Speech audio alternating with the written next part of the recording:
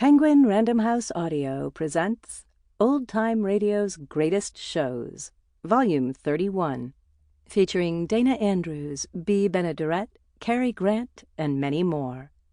Edited by Carl Amari. The Adventures of Frank Race, starring Tom Collins.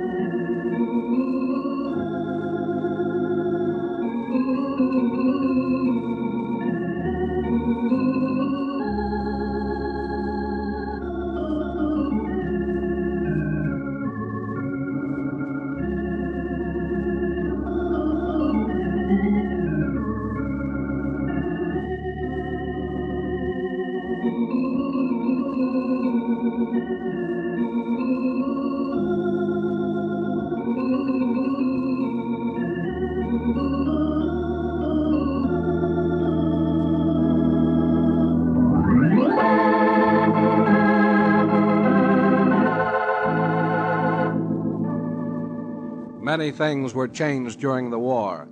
The face of the earth was altered, and the people of the earth changed.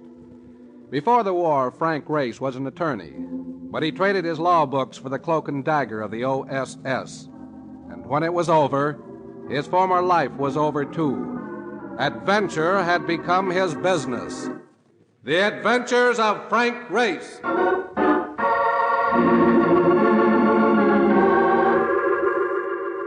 New York in the spring, just after a rain, with the sun sneaking a look at you now and then. Everything glistened, particularly the girls in those transparent raincoats. I was walking right alongside one of them, a blonde who was putting ideas in my head, when... Mr. Race! Frank Race! Hey! It was Mark Donovan, coming in fast as usual. I crawled into his cab, a vehicle that looked as though it must have gone through the Battle of the Bulge. I've been looking all over for you. Call come to the apartment from Intercontinental Maritime Underwriters. A guy named Chalmers Latham. An interesting piece of news. Start beating those signals, Mark. A guy named Chalmers Latham. I remembered him from the Rotogravures. First family, good-looking, shoots golf along with the pros. A Frank Merriwell in business. He drew salary as an executive vice president in charge of claims. And at the moment, he wasn't happy. I don't believe we've met before, Race. I don't believe so. I heard of you through McCormick, our chief adjuster. Attorney, aren't you? That's right. The OSS during the war, quite a lot of foreign service, decorated several times. You've got me. Might I ask why you prefer not to practice your profession? Well, I got fidgety in courtrooms. It's a handicap, irritates the judges. I'd like to point out, Race, that the function of this office is to adjust claims, not to investigate them. But you've had one come along that looks fuzzy. Not one, two. Two freighters operated by the same firm. The claim in each case is for total loss. How did they go? Overdue and presumed lost.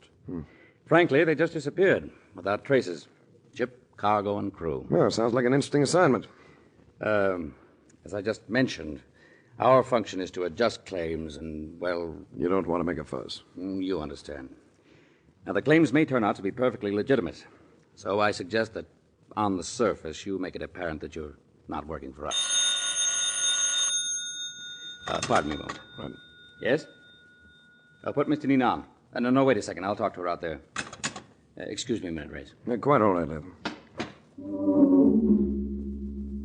He took at least 15 minutes.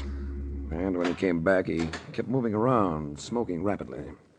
You free this evening, Race? I could be. I'd like to take you to Sally Deneen's for dinner. Informal or white tie? White tie. I'll pick you up at 8.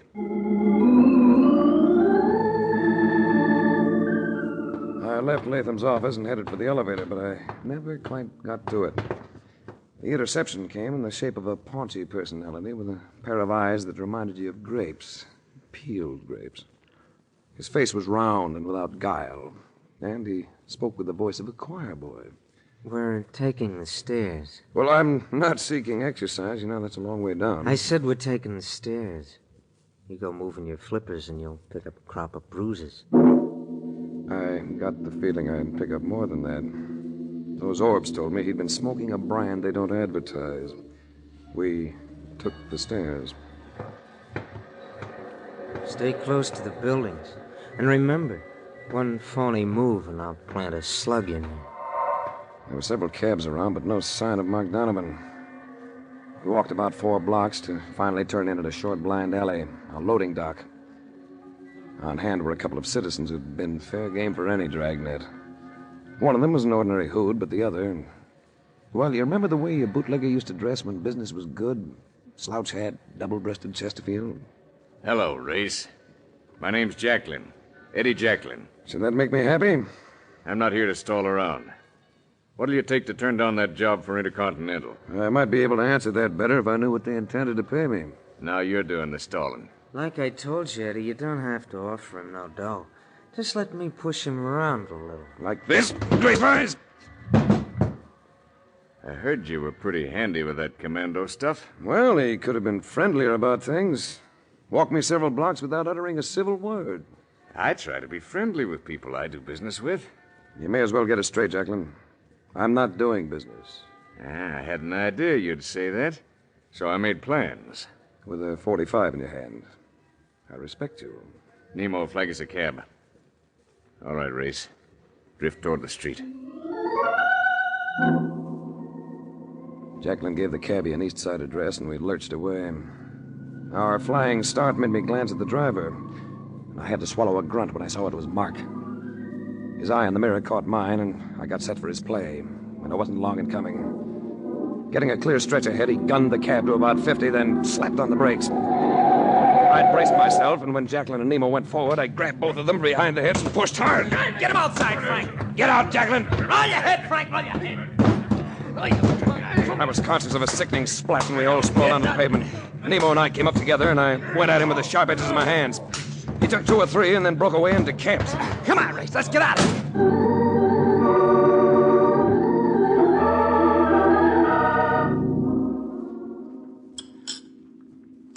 A fine fare you turn out to be. Wait for me, says the man, and that is the last I see him. Well, if you'd been watching, you'd have seen me come out of that building with a gun barrel bruising my backbone. I took 5 minutes, maybe, to snag me a cup of coffee. How much coffee do you drink in a day? This is only my 9th cup. Since noon, that is. Why don't you have some more? Mark, do you know about a family named Deneen? Oh, the big shots. Yeah, I know. Hauled them around once or twice. There is a girl that's a pip. Do they own ships? That's right, sure. The girl and her brother had a big court fight in '44. Hit all the headlines.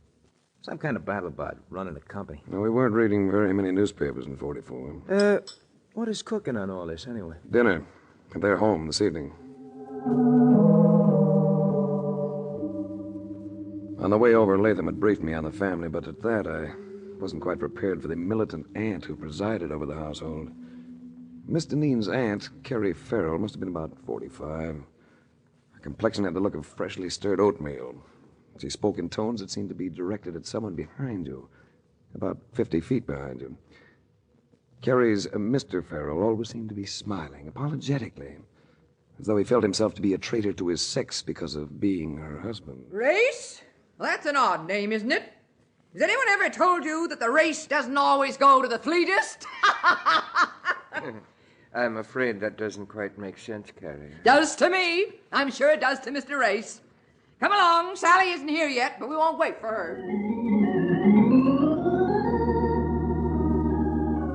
We were dabbling with a chocolate souffle, and I was wondering why Latham had bothered to set this up when she appeared in the doorway. You know, the loveliness of some women affects you gently, like the sampling of fine wine. With Sally Deneen, it reached out and took you by the lapels and said, "Look at me."